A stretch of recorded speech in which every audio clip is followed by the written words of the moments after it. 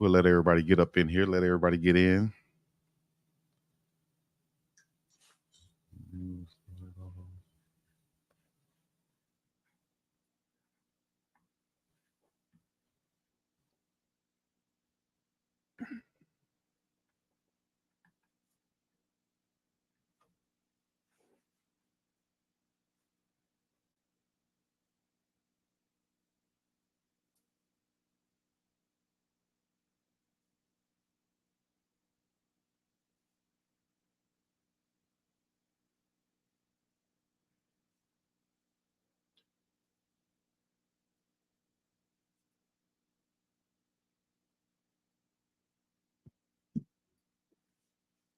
All right, Adam, welcome back. We have another edition, episode 5 of Buffum Updates. How's it going? How's it been on a slow week, in a slow month for sports, period, especially college football? How's it been?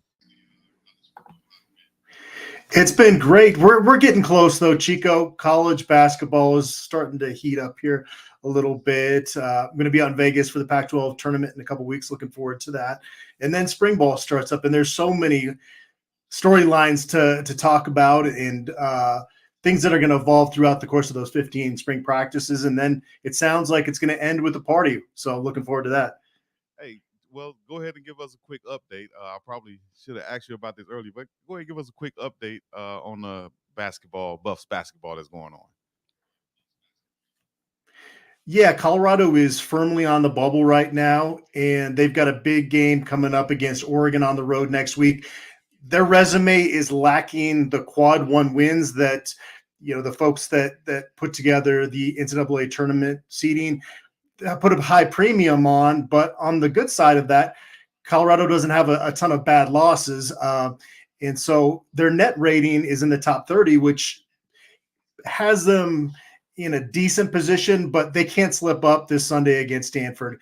They've got to go on the road at Oregon State and win that game. And Oregon is not necessarily a must win, but it would put less pressure on you having to go out to Vegas for the Pac-12 tournament if you can pull off that win as well. It's a team that has been battling injuries all season, but if they can get healthy, get Cody Williams back, Julian Hammond back for that Oregon game and for the home stretch, this is a team that has the chance to have a special run. And we've been waiting for a Tad Boyle team to get to the second weekend in the NCAA tournament team, and this is one of the most talented teams that he's had. They have fought that injury bug. They have been turnover prone at times this year, but it's been a really fun team to watch. KJ Simpson is one of the most dynamic point guards in the country and has worked his way into draft boards, currently projected as a late first round pick. And so that's been a fun emergence to see him really mature, because he's been a confident young man, a confident player, but teams could sometimes get him out of his rhythm. And this year he's been able to be a lot more resilient. And as Tad Boyle says, and what I alluded to there, he's been playing at an All-American level. Nice. And shout out to Coach Boyle. He'll be coaching the USA team, right? Well, he coached the under 19 team this past summer. That didn't go so great. But yeah, he's been very involved with USA basketball. Okay. All right. And so shout out to the men's basketball team, also to the women's basketball team. So you have any update on the women's also?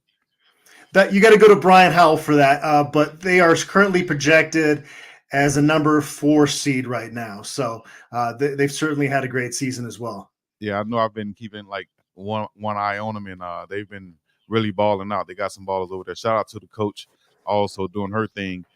So we'll go from basketball now. Those just kind of like, on the spot right there. We'll go get into what we came here to talk about. That is Colorado Buffs football and Coach Prime news. And this week we saw coming out, as a matter of fact, yesterday, we saw come out celebrating Coach Prime, right? And the production that they put on with the in-house media team. Shouts out to John Snelson and the whole squad. Even we saw Deion Sanders Jr. in there checking out a preview of the celebrating Coach Prime mini doc that they put out. What did you think about that?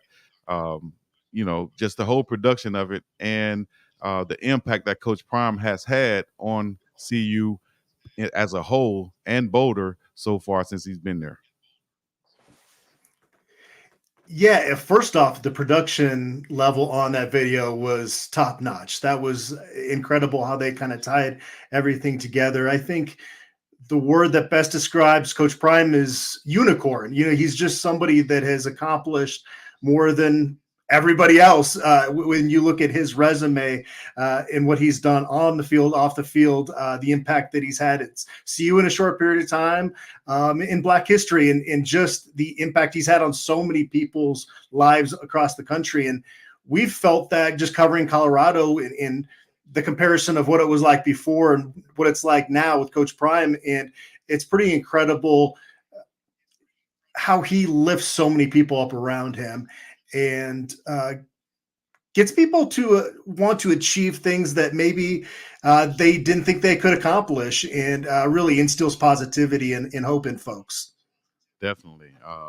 Shouts out, like you said, to the great production on that, with the compilation of all of the footage from this past season.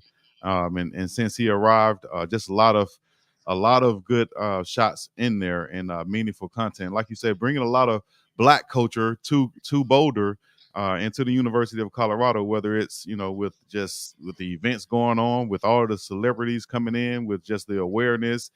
We see a lot more emphasis on just music, entertainment, history, the fraternities and such.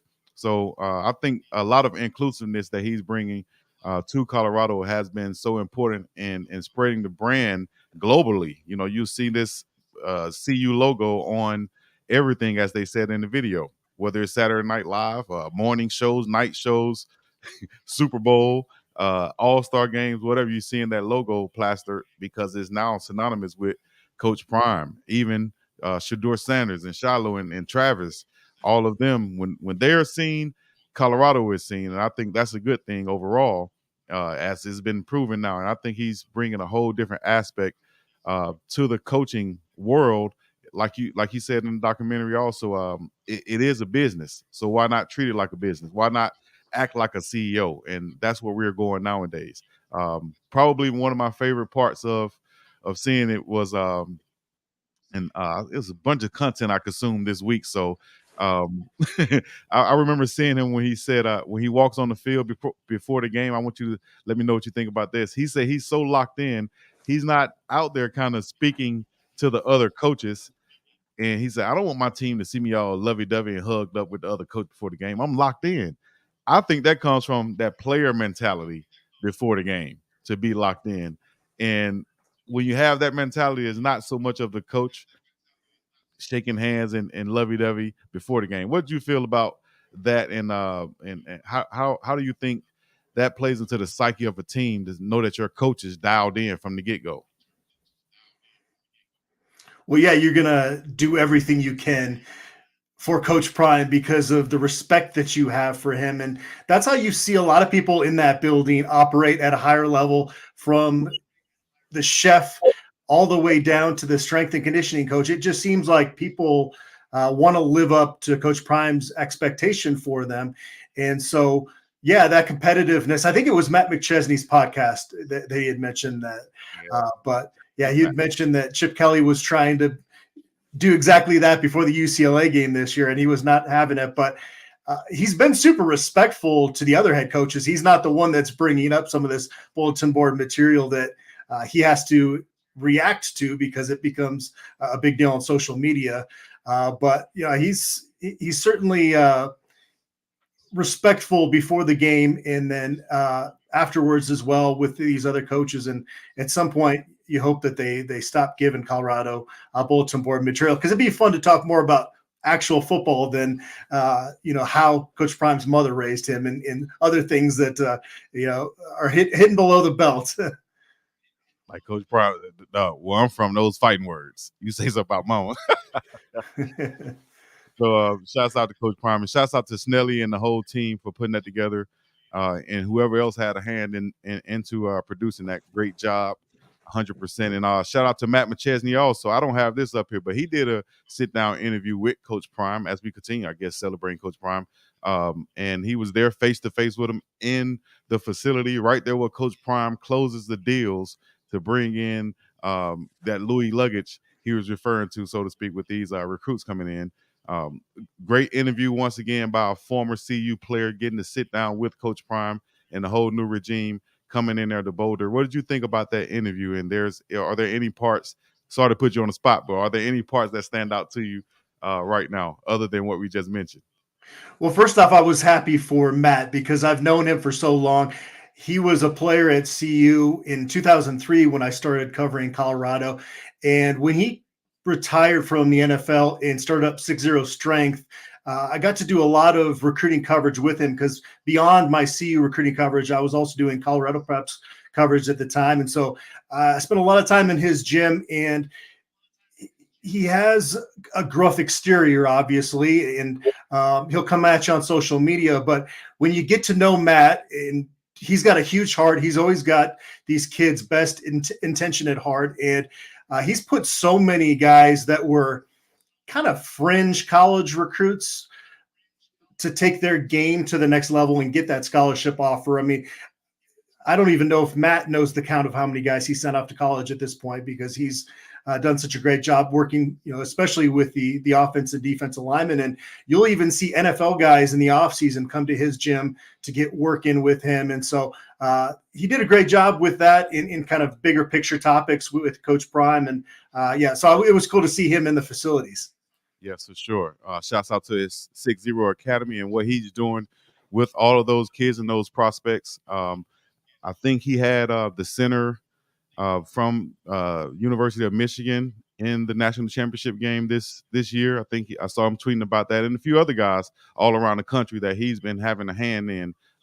So I know something about that by investing into the youth and seeing that feedback coming back. So you could tell he has a good heart, even though, like you said, kind of rough on the outside. But that's a lot of football players who've been through it and who's passionate about either the kids or their alumni and what they've been through. They're passionate about it, and all they're trying to do is just, I feel, relay it to others. And a lot of people might not get it the way that former professional football players get it. So shouts out to Matt and Coach Prime for being open to sit down with him and get that done, dog, because I think that's going to forge a great relationship with them in the future. Because Matt, I think he means good for the university as a whole. So where should we go from here, Adam? I guess, should we transition, to the position changes? We got a lot of things to cover. Position changes, or could we go with breaking news? Let's go position changes, because I'm anxious to get into spring ball to see how some of these guys do in their new position. And now that tight ends room has got basically doubled in size, right? Definitely. It's doubled in size and gotten a little bit heavier when you add in Savell Smalls, as we covered before, 250 plus pounds, coming over from defensive end, former 5-star. He's now at tight end position. Also, linebacker Morgan Pearson is going, as we saw. Shout out to Reach the People Media and Darius Sanders, as we saw Morgan Pearson saying that he is now a tight end.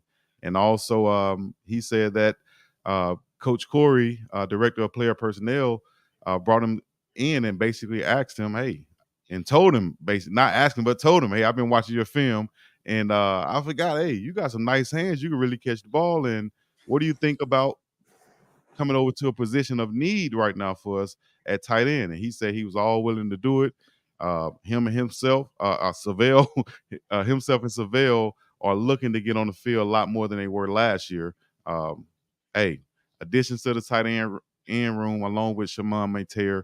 How do you feel about that? How can they really, really help us, Colorado, the Buffs, and Shedeur Sanders on offense?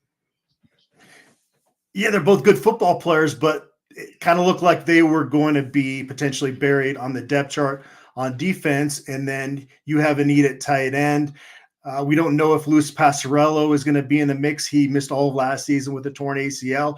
You're excited about Shimon Mateer and what he brings to the mix, but just don't really have the depth there. And so if you can bring over Morgan Pearson and Savell Smalls, and either of them or both of them really fit in there, then all of a sudden that becomes less of a transfer need. And I think Pearson is probably more of a natural fit on the offensive side of the ball. He had 14 touchdowns in 10 games as a senior in high school, and had a lot of schools actually looking at him on the offensive side of the ball. And it's a tough transition. Linebacker is a position where you're having to deal with so much traffic, and some guys can handle that process information and it's natural for them. Other guys, it's just very difficult. And so it's not to say that Morgan Pearson couldn't have kept developing at linebacker, and you never know. This is spring ball, so he could potentially move back there. But I like them being able to experiment with some of these guys that have experience catching balls in high school.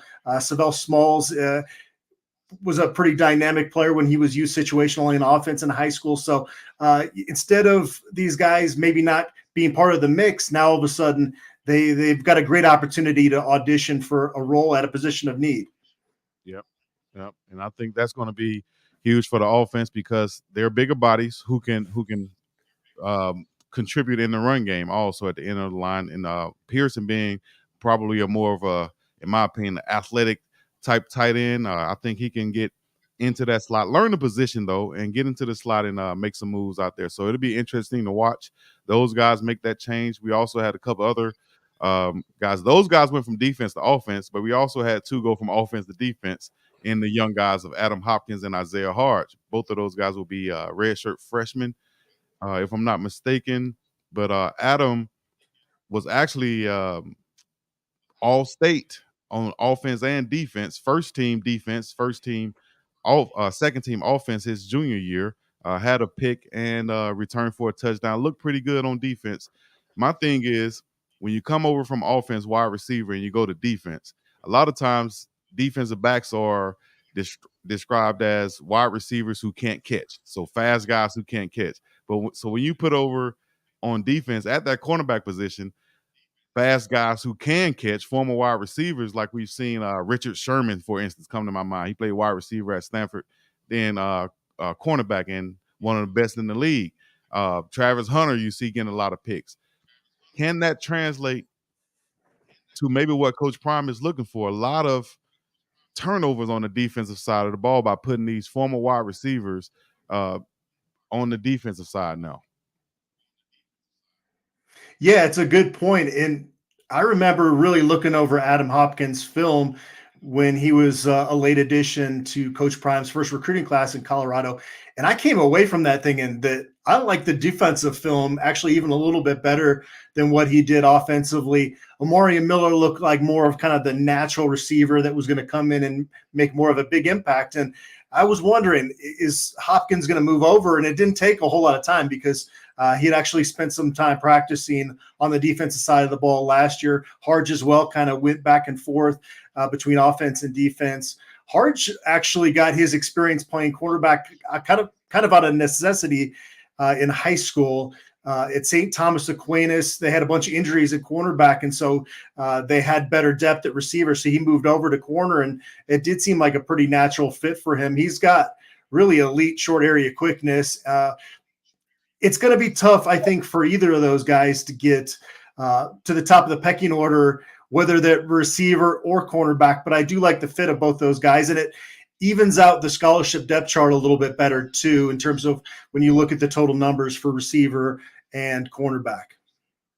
Yeah, like you said, evens out that number. And also looking at Hopkins' film, I got a little clip right here because what I did was, what was this? A year ago, when Hopkins first signed, I did a highlight tape on him, and here's a couple of clips on defense that maybe you saw and you came away with saying, "Oh my gosh, he's pretty impressive." Look at that read right there at the cornerback spot, almost like what we saw Travis Hunter do in the TCU game, right?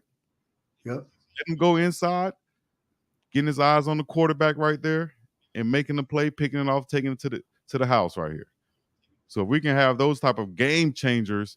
Oh, he's looking back like Dion to the sideline right there too. That's Coach Prime look right there coming out of Georgia. So Adam Hopkins on the defensive side of the ball now with those sure hands. Here's one more play real quick. I'll show you. Let me know in the comments what you guys think. Comfortable going after the ball. And that's what a lot of DBs get judged off of. Do they have those ball skills? Can they make the picks? Can it go from a deflection to an actual turnover? And hopefully that's what we'll see with Hodge and Hopkins on the defensive side of the ball. I'll say this, though. He will be my player to watch. He will be my player to watch in the spring for those reasons that I named right there. Would be Adam Hopkins, who would be another player to watch in the spring for you going into April the 27th. One guy I've mentioned quite a bit that I'm excited for his potential based on the aggressiveness we saw him play last season is Jaden Milner-Jones. It's so many options that you have kind of in that nickelback star role. You've got Cam Silman-Craig that made a lot of plays out of that position. Miles Slusher started the season as their top guy at that position. And then you bring in a Preston Hodge who can play nickelback. So there's a lot of bodies in there, but there was just an assertiveness to Jaden Milner-Jones's game that a true freshman shouldn't have. And yeah, he made a few mistakes here and there, but I was really impressed with kind of the potential he shows. And so I'm anxious to see what his trajectory looks like. He's going to be a special team star throughout his career at Colorado. Yeah, definitely. Big body, young guy who can really make plays. And a lot of people, hey, don't look over special teams. That's very, very important to making the team and getting on the field, especially as a young guy. Redshirt freshmen, sophomores, you guys can't crack the starting lineup. If you're in that, backup role, third string role, get on special teams and go down there and crack heads, make plays, be seen, be known, and that's how you can make a name for yourself on the special team. So shouts out to Adam Hopkins and Jaden Milner-Jones, guys to watch in the spring for myself and Adam. Way too early depth chart, as you said, on In the Bag with yourself and Uncle Neely. Shouts out to Uncle Neely.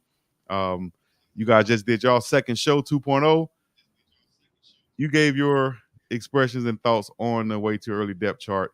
I'll say, yeah, it is pretty early, but you can kind of guess who might be there. We know two gonna be there, like Coach say. But who are some other guys who you would kind of? Maybe I should keep it more open. Just let's talk about your way too early depth chart right now. Where's the most competition, should I say?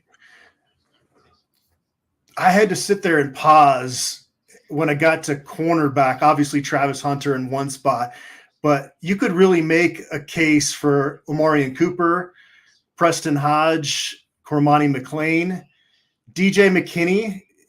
When I reached out to, and I mentioned this with Uncle Neely on our show the other day, when I reached out to our Oklahoma State publisher, he said DJ McKinney was the transfer defection out of the program that hurt the Cowboys the most. And so you've got a lot of guys that are going to go into spring ball thinking that they're going to win that job and be that starting quarterback opposite Travis Hunter. Right now, I don't know how you pick between those guys. I did, but because it is a way too early depth chart prediction, I admit that it really is too early to make any declarations there. And then at slot receiver, I sat there and go, how the heck do you take Jimmy Horn from that starting spot, because he was pretty darn solid last year, maybe needs to be just a little bit more sure-handed to catch the attention of NFL scouts in 2024, but he was very productive. How do I pull him from that starting job? But how do I not put LeJontay Wester in there based on what he did last year? And he's obviously going to be an explosive returner for the Buffs as well. So slot receiver is an area, and you're going to see obviously situations where Horn and Wester are out there at the same time. But when you're putting together a depth chart, you're going to state one guy in that role. And then center made me pause because we don't know if Tyler Brown is going to factor more in at center or more at guard.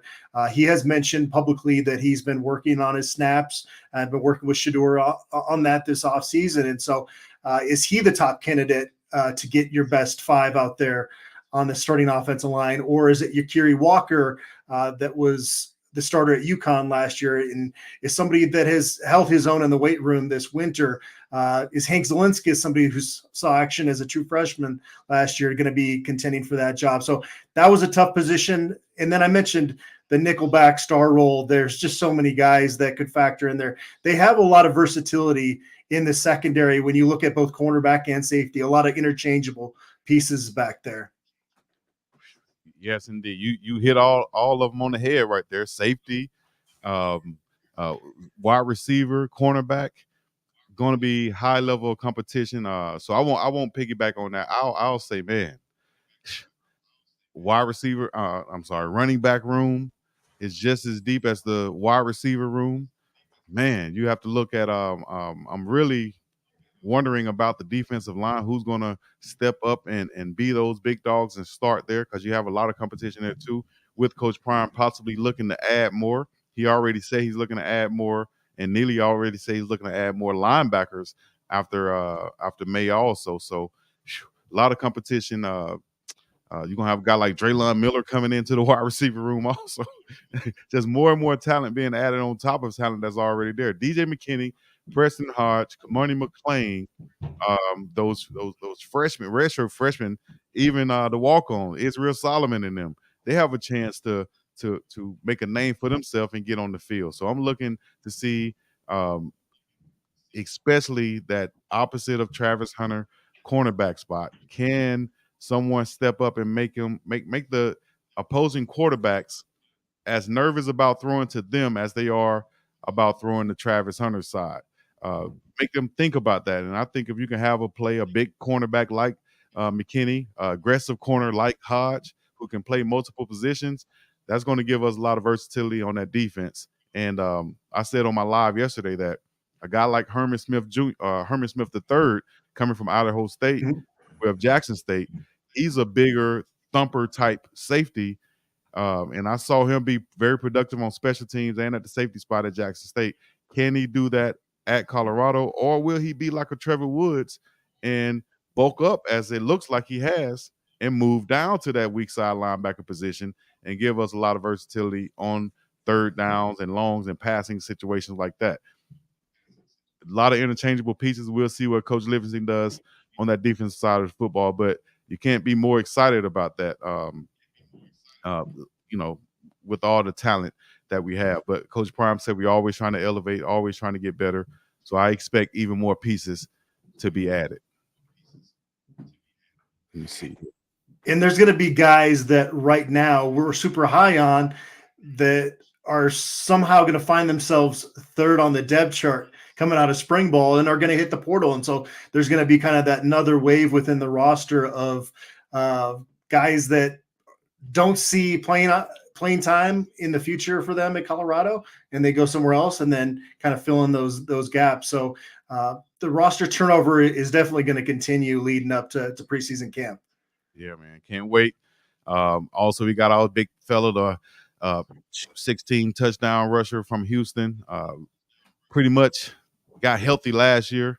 Should be, and looks like he is 100% healthy this year going into the spring. And that's Alton McCaskill, man. 215 pounds, 6'1" running back. Very productive, like I said, at Houston. If he's coming back and looking the way he's looking, off the top, I think we said a couple shows ago that he will be penciled in as that starting running back. What's your numbers for him this year that you will say that was a productive year? And he's making the decision whether he wants to go to the draft or come back. That's how great his numbers were. What would those numbers be in your eyes? North of 1,000 yards. And, it kind of depends also how much are they going to run the football. We've heard that there are new run concepts being implemented with Pat Shurmur.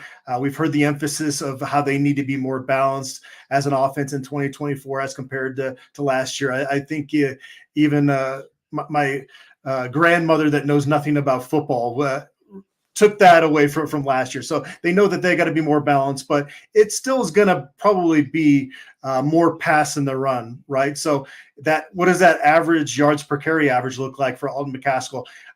He really doesn't have to do much more than he did as true freshman at Houston, because if you watch that film, it is pretty special what he did there. And there's a reason that Colorado staff is banking on him to be the feature back, that they didn't make running back this big priority with transfer recruiting. And there was that cool moment between Coach Prime and Alton McCaskill during camp last year where he said, we're not looking for a commercial here. We want to see the full movie, and was really preaching patience with him. And I know that it was tough for Alton McCaskill last fall. There were a couple games when he was the first one back in the locker room, and you knew that he wanted to be out there playing, but he also realized that he was going to shut it down in redshirt, and that was what was best needed for the team. And so showed some selflessness by doing that. But if he's healthy and looks like he did his freshman year, maybe a little extra bulk to his frame after a couple more years in a college strength and conditioning program. And I think there are going to be NFL scouts that find him to be a pretty attractive running back. Is that after the 2024 season, or is it a progressive improvement that he shows over the next 2 years? And then, he's leaving after the 2025 season. He's going to have to prove it out there, but it's hard not to be optimistic about what he can add to the mix now that he does say that he's healthy. And last year it was a mental thing, a mental hurdle you have to get over as well. And it sounds like watching his YouTube live that he's really regained all the confidence that he had prior to the injury. Mm-hmm. Definitely. And you mentioned about the scouts coming over. Now, Coach Prime said that we have 2 possible Heisman Trophy candidates in Shedeur Sanders, of course, and Travis Hunter.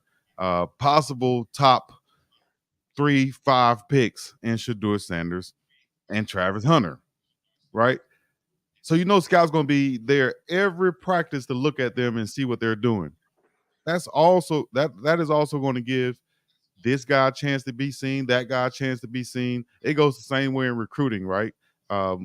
If a recruiter goes to a small school in the middle of wherever to see this 5-star guy, he may just see another guy on his team or he's playing against. Hey, that guy is pretty good too. He got looked over. And now you can find another gym by going to see this one. Same situation. You got a lot of NFL and pro scouts coming to see these potential top 5 picks. There are a lot of other guys out there who could be seen. So you should be on your best work day every day, to perform, because these scouts are going to be looking over every piece of film, practice film, not just game film, practice film, to see how you are interacting with everyone, trainers, coaches, people on the sideline, teammates. Are you jogging on and off the field? What are you doing? They're going to dissect that with a fine-tooth comb. And this is a great opportunity for any player from freshman to senior to be at Colorado at this very moment right here. And if you have a chance to transfer in, I'd be looking at it very, very, very, very tough. Like, should I transfer? Should I come here? Because if I want to go to the next level, this is where the scouts are definitely going to see me at, because they're coming to look at Shedeur Sanders and Travis Hunter. And that's partly why Colorado is able to attract the talent that it can right now under Coach Prime, despite not having, the biggest NIL collective out there, right? There is an exposure aspect of this that is maybe a little bit harder to put a price tag on than sometimes, an NIL collective that's throwing a number at you. But when your focus is on the NFL, as Coach Prime says he wants it to be, as opposed to NIL, this is a great place. And you look at a Justin Mayers that was a really solid offensive lineman at UTEP. Had he stayed there, maybe he catches the eye of some scouts. I don't know. Right. But I know that if this season he does a good job protecting Shedeur Sanders, he's moving up draft boards because of that exposure. And partly why, Colorado was able to revamp that offensive line so quickly is because guys saw no better opportunity to put their skills as an offensive lineman out there than Colorado. And so that is a big deal for Colorado being able to attract talent right now. And, I always shout out the 5430 Foundation because they're doing a great job, but Colorado's not in a position from a collective standpoint to be competing with the big dogs. But for name, image, and likeness, the way that it was meant to be, Colorado is really the best place to be right now. Yes, most definitely. You mentioned a well-off video clip, or actually you mentioned the offensive line, and I wanted to go to our well-off video recap right here. And that is, we're talking about different things that we might have seen in the well-off videos that they put out, or Deion Sanders Jr. puts out seemingly each and every day. And we've seen a couple of clips from the offensive line versus defensive line. Of course, everybody saw the viral clip of the offensive line versus the defensive line on the tug of war, with the offensive line winning that. But then we also saw probably our first real words from Coach Lodeholt. You mentioned Coach D. Lewis is there. He was able to speak to the team also. What are your thoughts on those two additions, and seeing them on the well-off media video? And then we'll get into the one-on-ones that we saw. Those two coaches mean business. That was the main takeaway. Phil Lodeholt saying, hey, some of y'all ain't living right. And he's not going to hold back. And Damian Lewis, that was a very passionate speech. And so we'll see if he's the full-time defensive line coach. Obviously, Coach Sal Sinceri has been dealing with some health things. But both those guys have the NFL pedigree. Damian Lewis was a stud at Miami and went on to play in the NFL. I think something like 23 career sacks in the NFL. And he actually spent a couple of years as a defensive line coach in the NFL. So he's got some pretty good experience. I think he's in his 40s. And so he's still able to relate to the college students, but he's built up some experience in the coaching industry now. And Phil Lodeholtz is, as I told Uncle Neely on our show the other day, is the definition of speak softly and carry a big stick. You know, he's not going to have as many words as some of the other coaches on the staff, but those words you better pay attention to. Yes, indeed. They will resonate. Shouts out to Coach D. Lewis also. Like you said, speaking passionately, and you could tell that it was kind of coming out almost. You know, those defensive linemen and offensive linemen, the guys in those trenches, is like a different. You see it in Warren Sapp. It's like a different thing in them, because you have to have a different mentality to be in those trenches each and every play and to be successful at it. You can be in there all day and just get pushed around. No, we talking about the dogs of the trenches, and Coach Prime brought in some dog coaches, and we've seen that in what Coach Lodeholt and Coach Lewis had to say. Also, like I said, we saw the one-on-ones, offensive line versus defensive line. We didn't see as much as we've usually seen in the past, probably because of guys like me who will take those clips and break them down to the bone gristle and say, hey, this right here. But I would do it in a way of knowing, you know, this means nothing until the pass come on. And you know what I mean? This means nothing. Like Deion Jr. said, he wants to protect the players. You know, he wanted to give the real. He wanted to show everything, but he want to protect the players at the same time. He's there for their best interest. It's not just for posting on YouTube, you know? So from just what you saw, which is not really a lot, what would you take from that? I'm hearing some feedback for some reason, but what would you take from what you saw in the well-off video? Yeah, I'm getting a little feedback on my end as well. In terms of the coverage, it's really challenging because they do a good job of not just showing you the good and the bad as well. But yeah, I mean, how many people out there are analyzing every second of every one of those videos, right? And we're doing it right now on this podcast. So everything they put out is going to be examined. Even early on, before they learned not to film in the recruiting room, there were people being internet sleuths figuring out the recruiting board because you could zoom in. And so I think it's been a learning process, and maybe it's always going to be a little bit difficult to find exactly where that line is. And we learned with, Trevor Woods out at Oregon, okay, got to be a little extra meticulous about what it's going out there, even though he might have just been joking around, it's going to get taken the wrong way. And so I think every time there's been an issue like that, it seems like they learn from it. And the content that they put out is unprecedented in college football. It's basically Hard Knocks for CU fans every day, and you've got multiple channels covering it. Hard Knocks for CU every day, and multiple channels cover. You hit it right. That's facts. I remember watching Hard Knocks and having to wait on it, but now we're getting it on demand each and every day from our favorite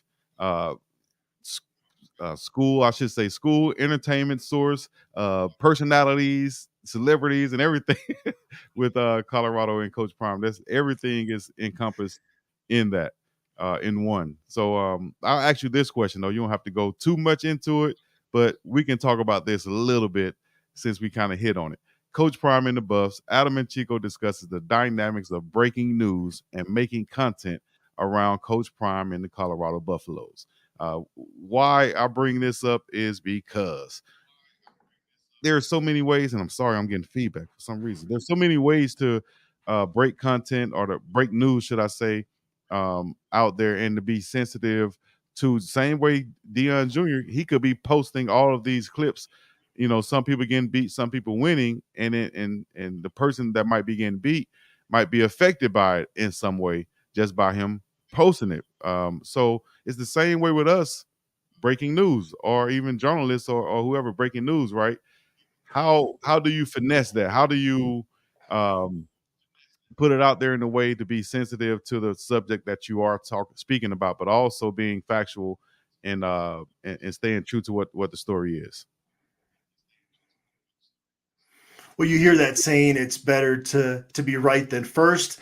And sometimes you're going to get beat on a story because you want to take that extra step. And I've been doing this for 21 years. So I can't report that I have 1,000% batting average in terms of this, but it's a pretty good percentage. And it's just walking that tightrope and trying to make sure that what you're about to report is right. But the crazy thing, Chico, is especially now in 2024, you could break a big story and it's everywhere else re-reported by different people within minutes. And so breaking news isn't quite what it used to be in the journalism space. And sometimes it's more of a hassle than it is a reward, honestly. But it stinks when you have to report on a player getting suspended or entering the transfer portal if it's not good attrition for the team. But that's part of the gig, and especially now with NIL, at least these players are getting some compensation. So I don't feel quite as bad when you have to report on something. But when I first started covering CU, it seemed like there were a lot more off the field issues than they are now. I think this younger generation is actually, they're going to make boneheaded mistakes because they're 18, 19, 20 years old. But it does seem like they do a better job of staying out of the newspaper these days, and holding each other accountable on the team. And if they see something wrong, pulling them away. Whereas I think younger generations, like my generation, people, things would escalate. It seems more often. But just going back to the breaking news aspect, it is challenging. It is walking a tightrope. I'm curious your thoughts on it as you've gotten information and how you've processed that and decided what you're going to put out there or not. Yeah, for sure. And I saw you having to deal with some people on Twitter a few weeks ago, and same thing with myself. And anybody who puts out information like that, I'm sure catches some type of backlash or whatever.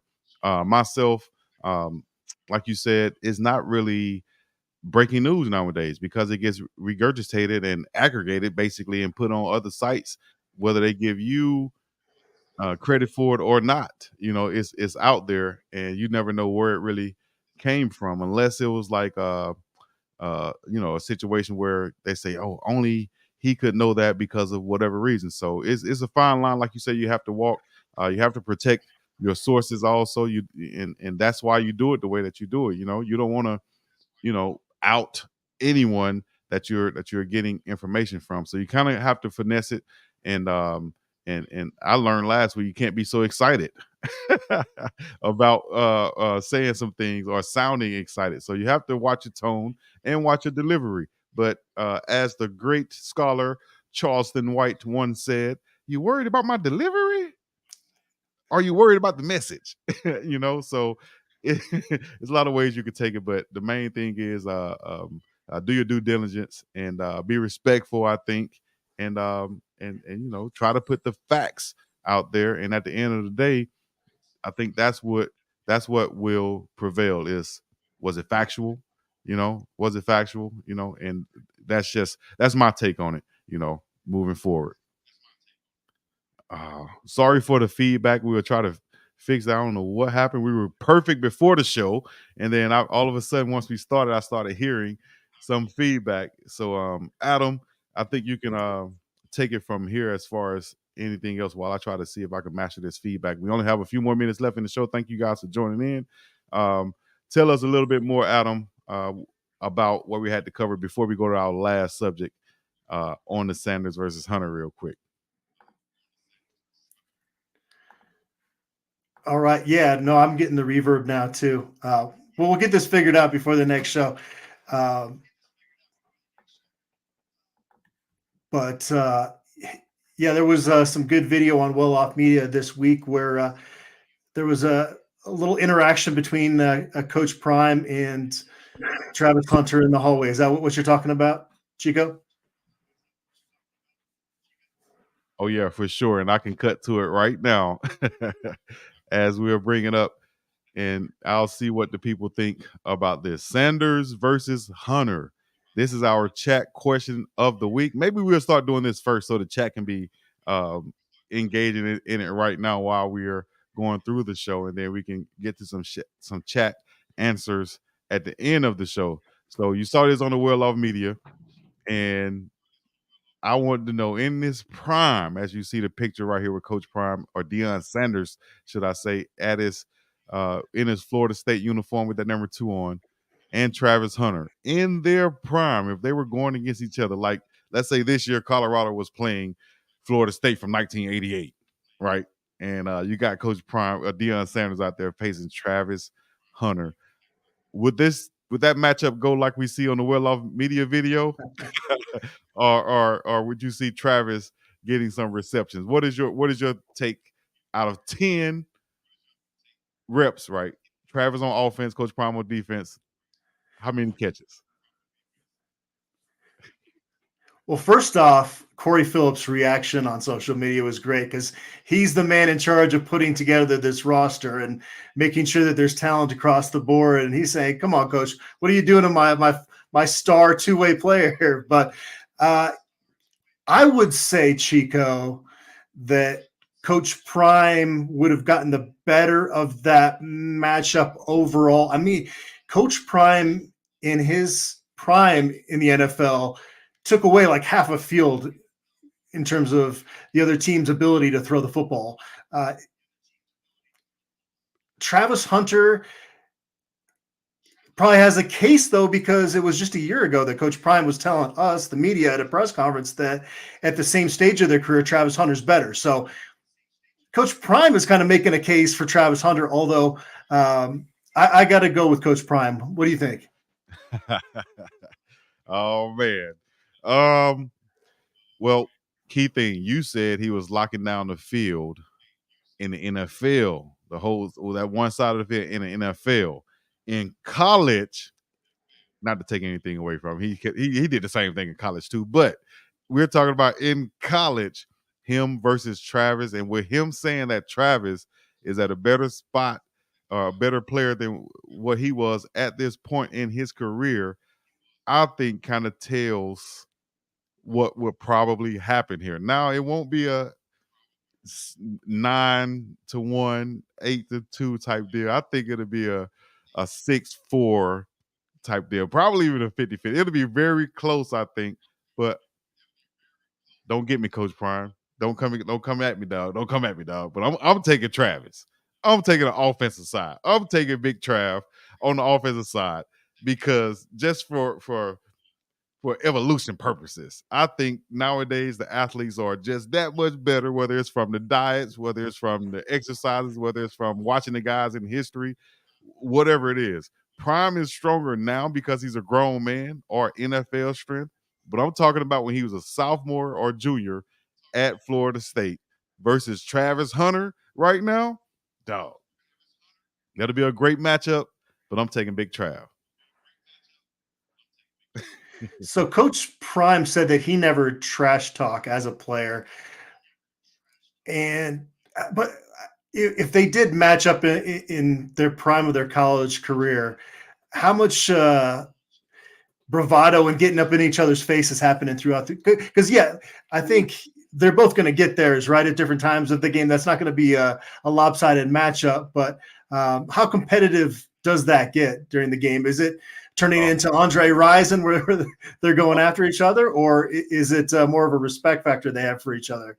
Well, see, the thing with Andre Rison, I think it was some personal issues there. You know, it was things that was more personal. You know, and it was like brothers having to fight and get it off, and then go on by the rest of their life. And now they're best friends and still brothers to this day. With Travis and Coach Prime, I think it would have been more of just a competition thing. Coach Prime, he said he never really talked on the field anyway. Travis is a talker, but also he cannot be a talker. You know, he's more of a talker if someone else is talking. You know, just like I witnessed out here in the Hawaii in Polynesian Bowl. I think he's more of that. You give it, okay, I'll give it too, and I'm gonna step it up a notch. You know, but I think it would have been more like Jerry and Dion when they went at it. Just going, it's like a heavyweight fight. They're just going back and forth. Each play is a Super Bowl type deal, you know? So I think it will be tough, but look what Travis said right here. You know, it's because of if you see his hand, he said, it's because it's tight. We're in the hallway. That's why he got me. And you also said Coach Corey Phillips, as you see right here, you say his reaction on Twitter. Forget his reaction on Twitter. His reaction right here. Watch this. Watch his reaction right here real quick. Hold on. Boom. Look at his face. He's like, oh. Let me play it with the audio now. Come on. You got it on tape? You got it on tape. Oh, and I saw some people reacting on Twitter saying, you know, Coach Prime old school because he said you got it on tape. And I was like, dang, I didn't even recognize that. I guess I'm old school too then, because he said you got it on tape. I didn't even think nothing of it, right? I know what happened. I was touchdown. Of course, I know what happened. So shouts out to Corey. Shouts out to everybody in this video right here. If it was on the field, though, I think it's way more room for Travis to work his magic right there. So I'm taking Travis. For the record, you say you're taking Coach Prime, right? You made some good points, but I'm going Coach Prime. All right, that's what it is, man. So that's our chat question of the day. We want you guys to get in the chat right now. Let me know what y'all think. Coach Sanders, or should I say Deion Sanders, before he was Coach Prime. We're talking about Deion Sanders at Florida State versus Travis Hunter. Let me know, and we'll get back to you as soon as we can. So that has been another edition of Buff 'em Updates with myself and Adam. That's episode 5. We've gotten through this thing, and we'll chop it up and put it out there. Take your favorite parts and share it and tag us in it. You want to find me on Twitter, you can at BiggDogg Chico, and also Chico Cleveland on Twitter. You can find Adam where? At AdamCM777 on X, or you'll find me on BuffStampede.com, part of the 24/7 Sports Network. And there it is. Y'all check us out. We'll be back with more next week. Buff 'em Updates. We're going to be up and about this thing. Thank you, Adam, once again, man. Appreciate you coming on and collabing with me, and we're going to continue to do this. Thank you very much. It's been great, Chico. We just got to get you out here to Boulder for the spring game. I'm coming. All right. Peace.